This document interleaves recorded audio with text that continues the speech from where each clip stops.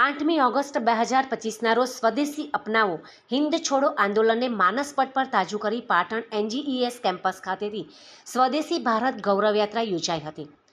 North Gujarat education society Mumbai સંચાલિત PPG experimental high school તેમજ Bhagwati international public school અને અરવિંદ જીવાભાઈ વિદ્યા મંદિર તથા સ્વદેશી જાગરણ મંચ પાટણના સંયુક્ત ઉપક્રમે કોલેજ કેમ્પસ ખાતેથી સ્વદેશી ભારત સશક્ત ભારત કાર્યક્રમ અંતર્ગત ભારત ગૌરવ યાત્રાને CDO પ્રોફેસર જય ધ્રુવ સહિત અન્ય આમંત્રિત મહેમાનોએ લીલી ઝંડી આપીને પ્રસ્થાન કરાવ્યું હતું. આ ગૌરવ યાત્રામાં વિવિધ શૈક્ષણિક સંકુલના વિદ્યાર્થીઓ અને શિક્ષકોએ make in India, vocal for local, સ્વદેશી અપનાવો વિદેશી છોડો જેવા વિવિધ બેનરો સાથે સ્વદેશી ભારતનો સંદેશો ફેલાવ્યો હતો. જે ગૌરવ યાત્રા કોલેજ કેમ્પસ ખાતેથી પ્રસ્થાન પામી પાટણ શહેરના રેલવે સ્ટેશન તેમજ જૂના બસ સ્ટેન્ડ આદર્શ હાઈસ્કૂલ માર્ગ પર થઈને કોલેજ કેમ્પસ ખાતે સમાપન થઈ હતી.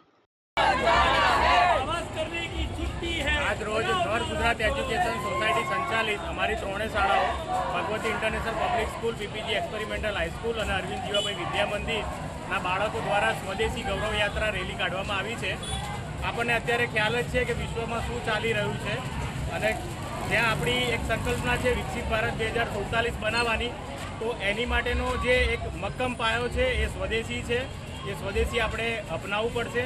આપણા માનનીય વડાપ્રધાનશ્રીએ પણ હમણાં સ્વદેશીનો બે વાર ઉલ્લેખ કર્યો છે અને એ સ્વદેશીની તાકાત શું છે, એકવાર જો આપણે સ્વદેશી વસ્તુ અપનાવીશું અને જે પણ વિદેશી સ્ટાન્ડર્ડની વસ્તુઓ પણ આપણે બનાવીશું તો આપણે આ US જેવા લોકોને પણ પછાડી શકીશું. તો આ નિમિત્તે આજે 1500થી વધારે બાળકો અને સ્વદેશી જાગરણ મંચ સંયુક્ત રીતે આ રેલીનું ખૂબ સુંદર આયોજન કર્યું.